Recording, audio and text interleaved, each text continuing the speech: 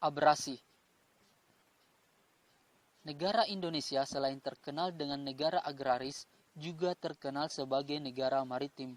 Wilayah Indonesia sebagian besar merupakan perairan menyimpan potensi alam yang mempesona, terutama pantainya yang indah dan landai.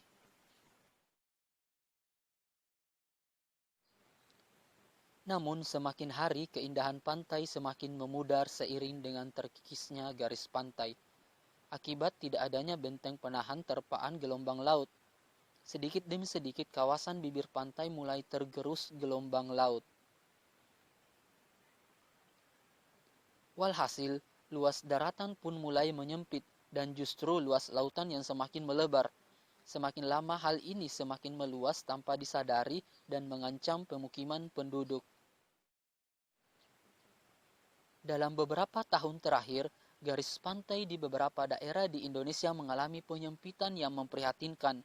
Abrasi yang terjadi mampu menenggelamkan daratan antara 2-10 meter per tahun, maka dikhawatirkan beberapa pulau akan tenggelam.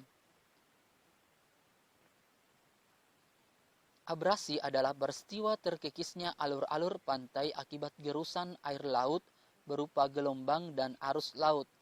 Kekuatan air laut ini menyebabkan kerusakan dan keseimbangan alam terganggu.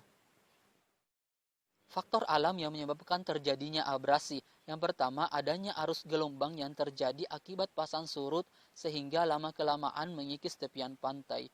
Yang kedua, pemanasan global yang mengakibatkan suhu di permukaan bumi meningkat sehingga membuat permukaan air laut di seluruh dunia juga meningkat dan menyebabkan terjadinya abrasi lebih cepat. Faktor yang menyebabkan abrasi oleh ulah manusia. Yang pertama, pengambilan batu karang dan pasir di pesisir pantai sebagai bahan bangunan.